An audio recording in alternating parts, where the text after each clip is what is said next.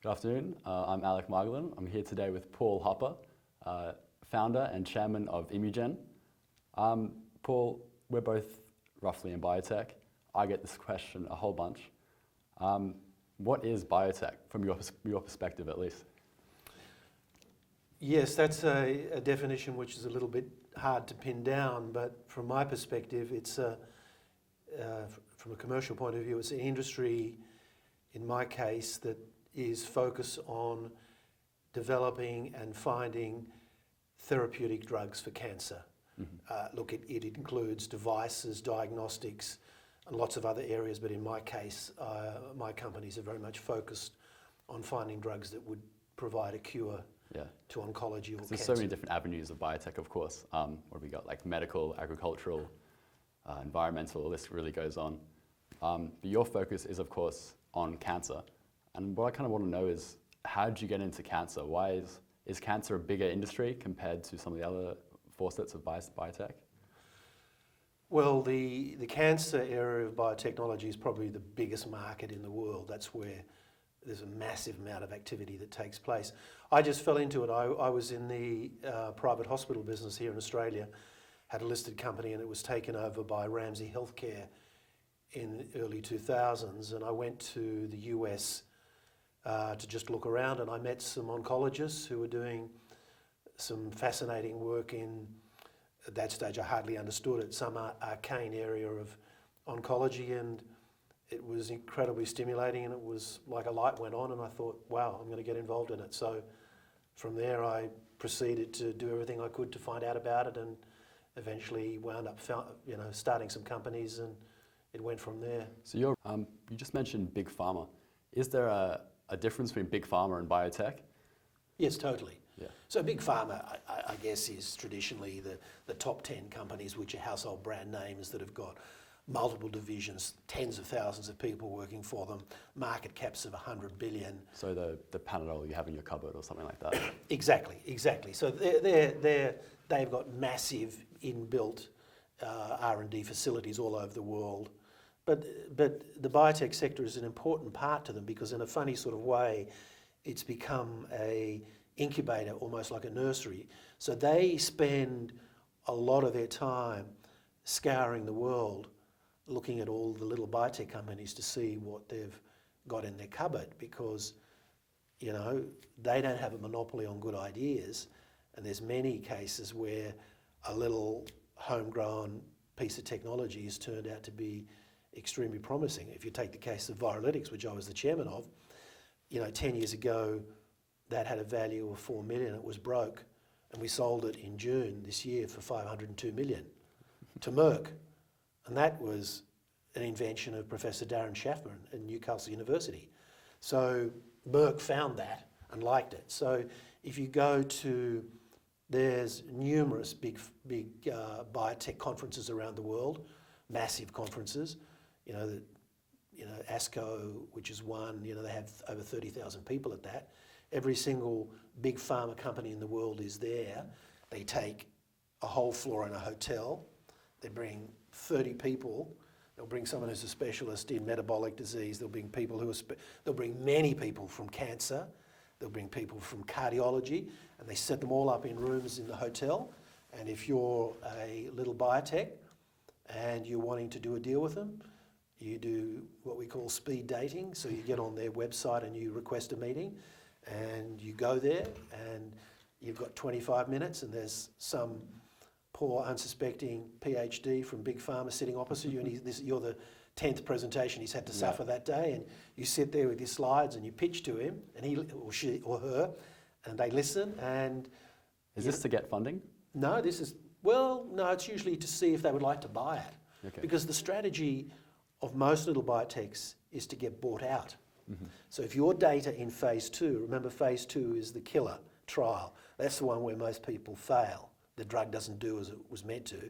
But if it does show signals that it's working, then you might have something that big pharma want. Again, like Viralytics, the phase 2 data was particularly good.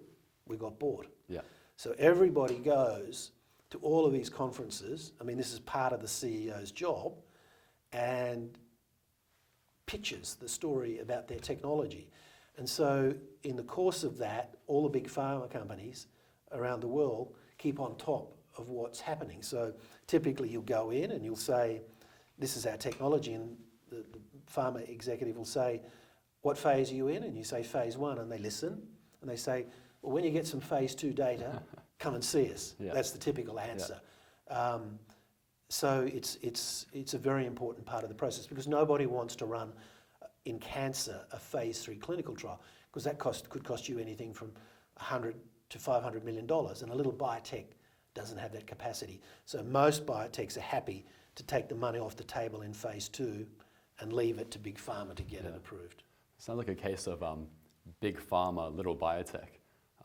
Have you yourself, sounds like you've been to some of these events around the world to pitch yourself?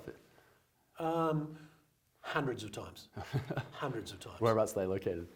Oh, Boston, Chicago, San Francisco, Munich, London. Yeah. Sounds like a pretty good job traveling around.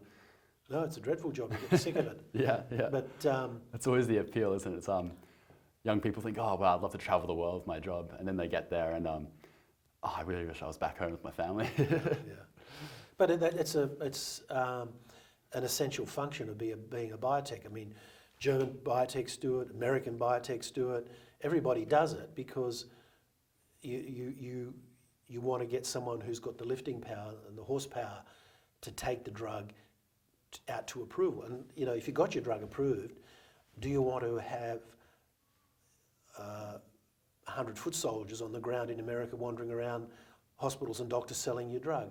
You probably don't have those skills. It's better to leave it to the big companies. And if they offer you a good enough deal in phase 2, then it's probably worth your while taking the money. So you got started in this in the US primarily.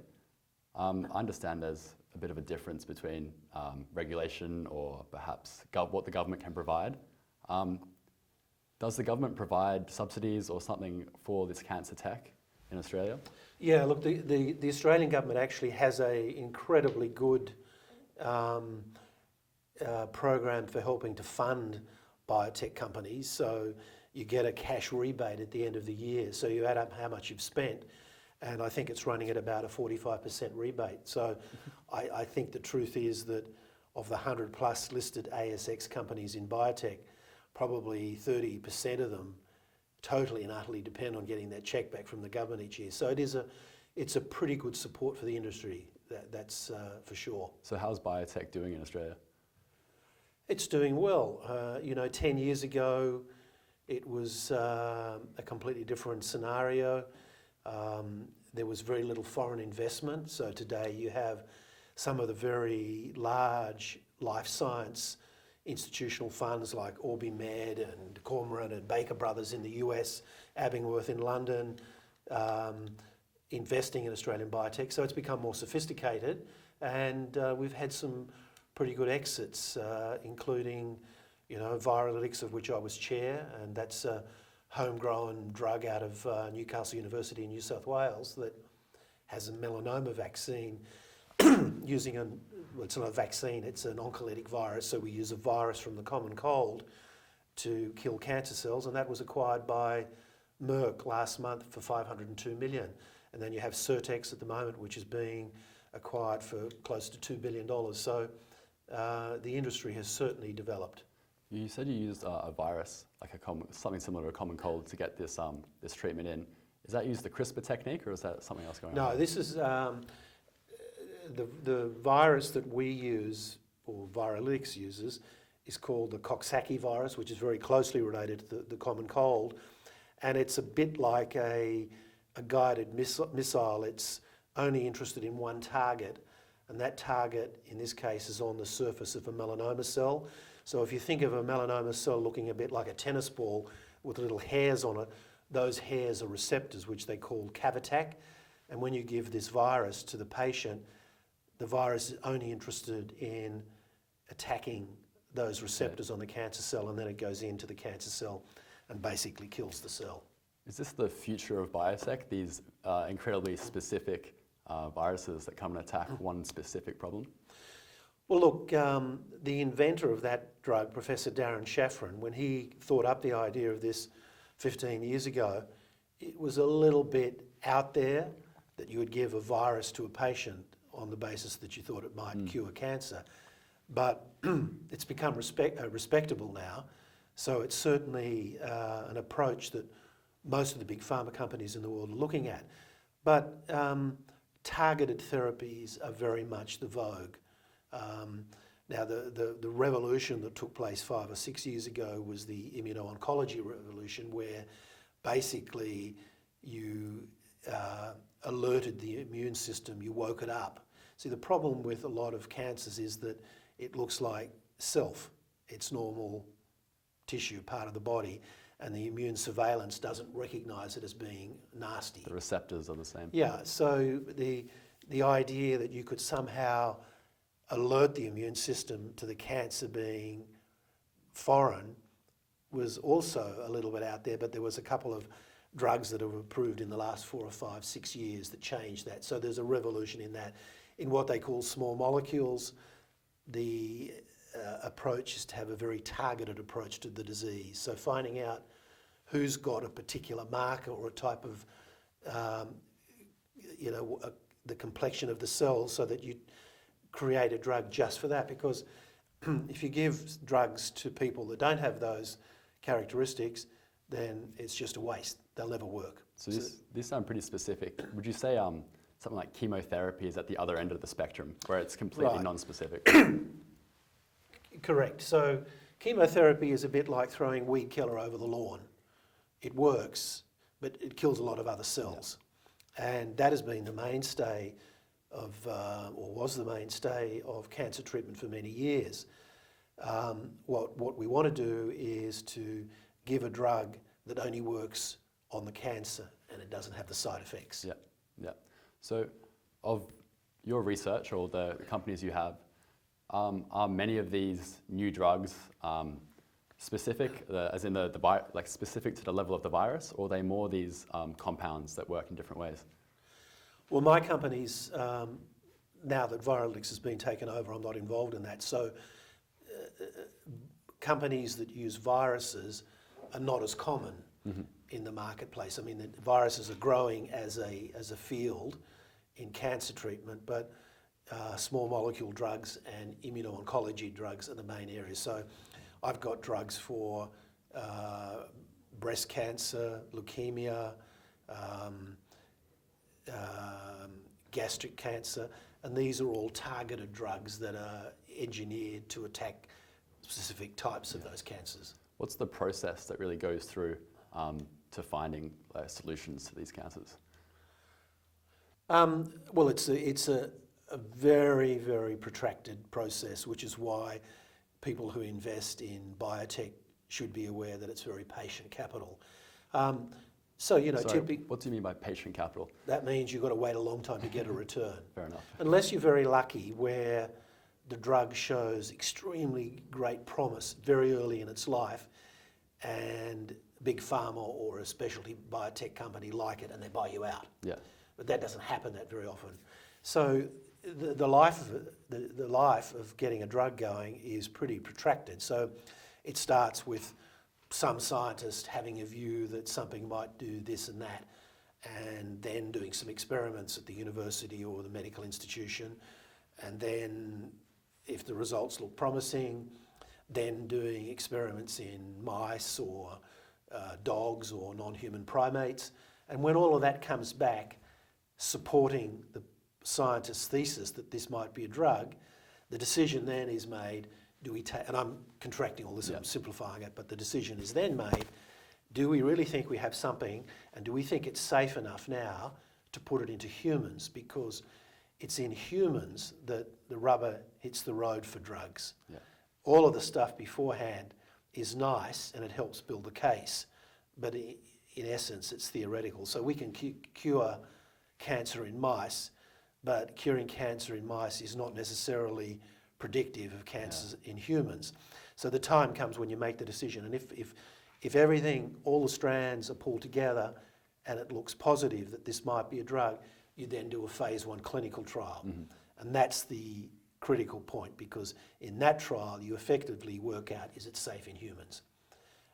Then, when that's done and it's confirmed that it's safe, and you work out what dose to give the patient, because in the phase 1 trial, you work out levels of dosing, you then go into a phase 2. And the phase 2 clinical trial is the acid test, particularly in cancer. So this is the valley of death. This is where most cancer drugs get wiped out, is in phase 2, because there's nothing like a really robust, very well designed phase 2 clinical trial to kill a drug. It's just brutal.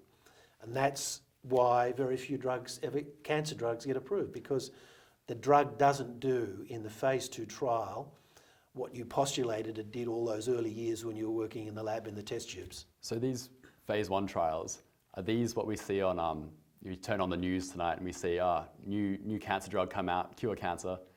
Are these based on phase 1 trials, which is why we haven't seen these drugs today? Well, they're often not even based on phase 1 trials. They're based on experiments done in the lab. In mice and whatnot. So they're a little bit naughty in terms of the way the media reports them, or even the institution sort of hypes it up, because what will happen between that idea and actually getting it towards the end and getting it approved, it's treacherous.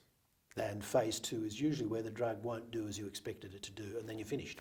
So could this be like a 5 to 10 year process? Yeah. What sort of timeline are we going on here? Yeah, it could be. Okay, so where would you find like participants for these phase 1 and 2 trials?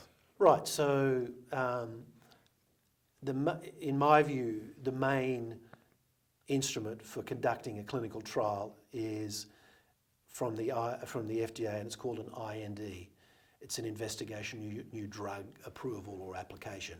So you submit a massive dossier to the FDA in Washington, explaining what you're going to do. It has all the safety and the toxicology, everything known about that drug, and you say, I would like to do a phase 1 clinical trial in breast cancer.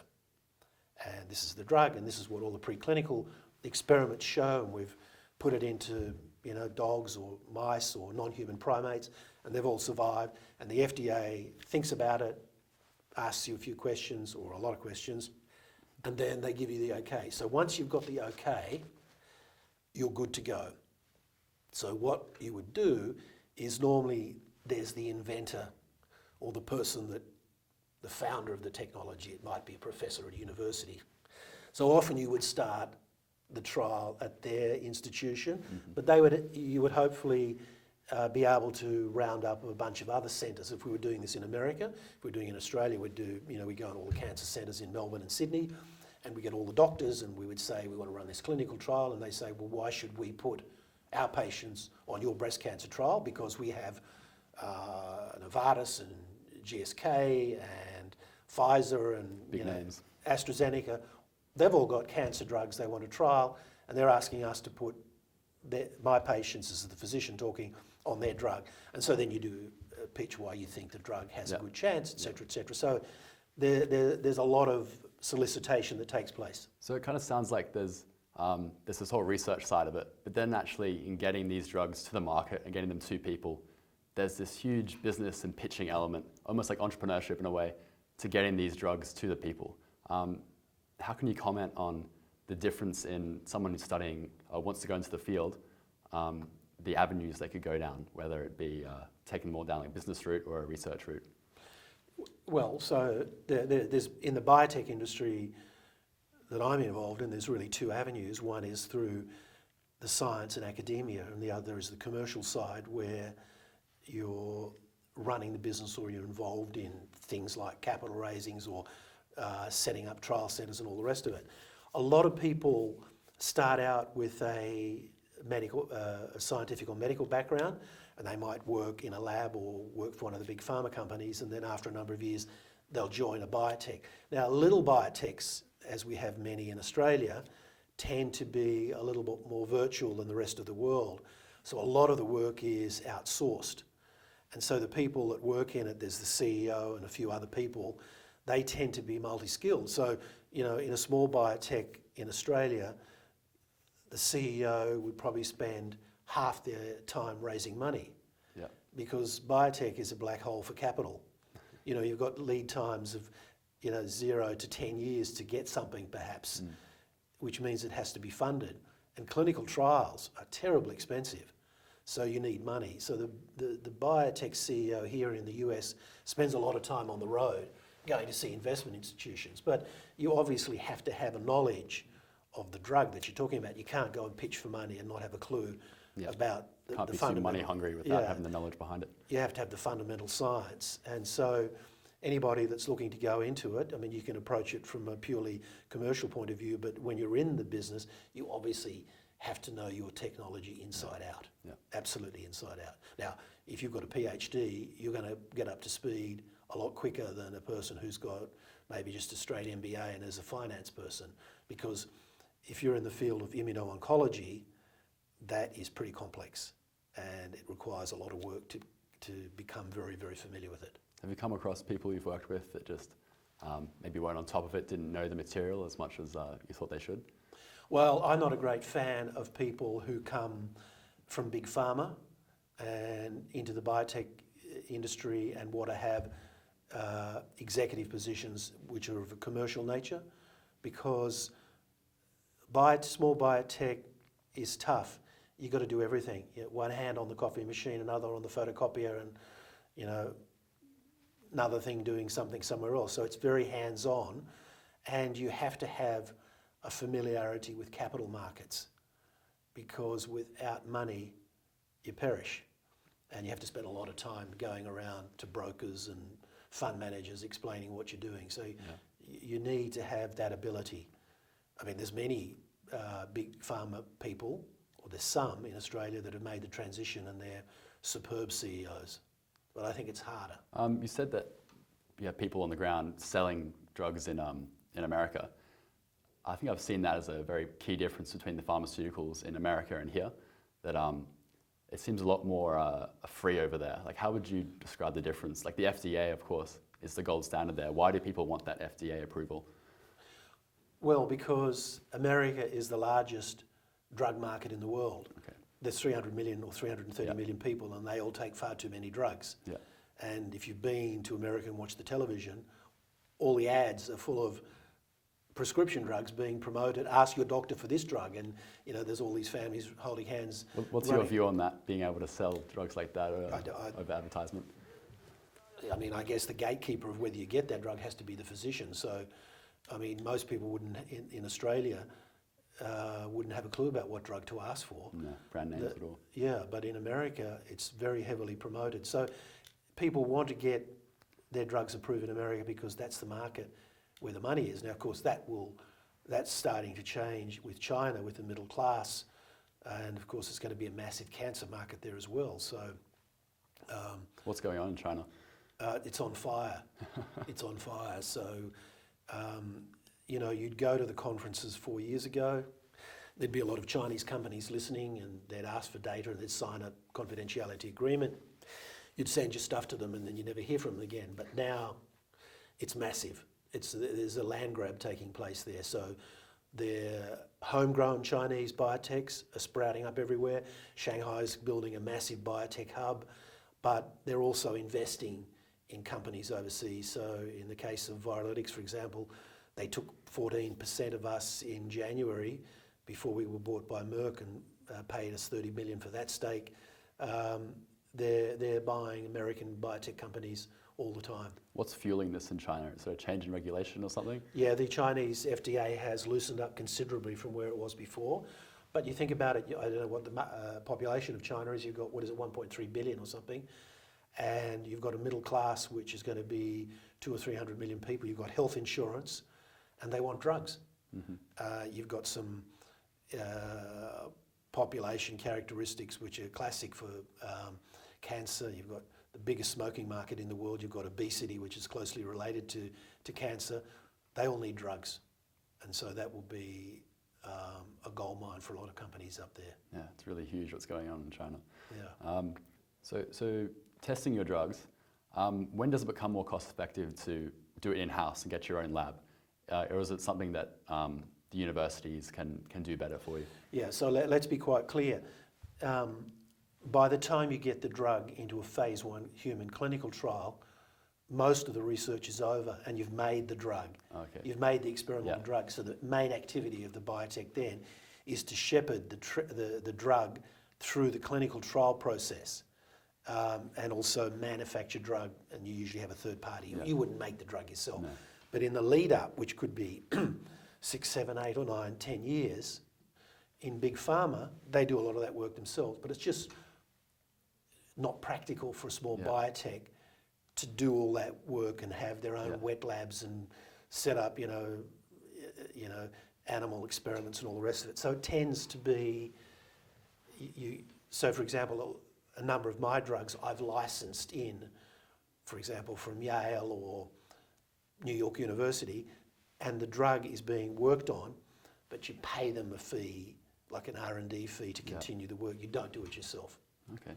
because you don't have the skill, and you want to capture the inventor, the founder, the professor. Yeah. You want them to be part of the team, and they're working in their labs, and they've usually got the labs set up at the university or the medical institution. There's no point copying that. So all these scientists in biotech in Australia, whereabouts are they working? Oh, Is it mainly universities, or Yeah. is there a lot of private labs going on? yeah, I mean, there'd be a dozen people at Peter Mac and the Garvan Institute Yeah, in okay. Sydney and that sort of thing, yeah. Yeah. But not that many of the biotech companies, if you went out to see them, they'd take you to the lab block, and there'd be 20 scientists working under hoods and that, and mixing that. That is not that common. Yeah. That's pretty unusual. That's more big pharma style. Correct. Yeah, yeah, yeah. 'Cause I think we see when everyone's first thought in biotech and drug development always is the big pharma, and the big pharma really, fair enough, have the market captured. Yeah. But where do you think, when does the biotech company upgrade to big pharma? Or what pushes them in that direction? Is it They always? don't. Yeah. They don't. They generally get bought out if they're Yeah. any good, Okay. because And that's the goal, I guess. Yeah, they get bought out either in a phase 1 or a phase 2 clinical trial, Mm-hmm. because they're just not equipped to run a massive phase 3 trial. I mean, some of them go it alone, but they're rare. They're very rare. Yeah. I was thinking, we were talking earlier, agriculture overseas, agricultural biotech really, and all the uses it can have there. What are some of the applications for agricultural biotech in general, say for in livestock, for example? Yeah, look, it's not an area that I've done a lot of work in, but I'm chairman of a private company in Queensland called Semexion, and basically it has a technology for gender selection in biotech using antibodies, and effectively what it does is that it can, by including an additive in animal semen, they can determine the outcome, whether it's going to be a male or a female. So in the dairy industry, the farmers want cows, they don't want males or bulls. Yeah. In China, for example, and a lot of Asian countries, they don't like male pork to eat because it has a thing that's called boar taint, and apparently male pork meat has the smell. I don't know of it, but apparently to those people that eat a lot of pork, it's very easily recognisable. So can you imagine if you could say to a Chinese pig farmer, we can ensure that you only have sows, from your sows, the market's enormous. So that's an application. So this is just a whole other big area of biotech, and we've just been talking about the cancer area today, and that's huge enough as it is. It'd be really interesting to see where all these other areas branch out to and where they might even combine in the future. But Paul, I'd like to thank you for coming down here today. I've had a lot of my questions answered. I don't know about you guys, but thank you so much for coming down, and it's been a pleasure to meet you. My pleasure, thank you. Cheers.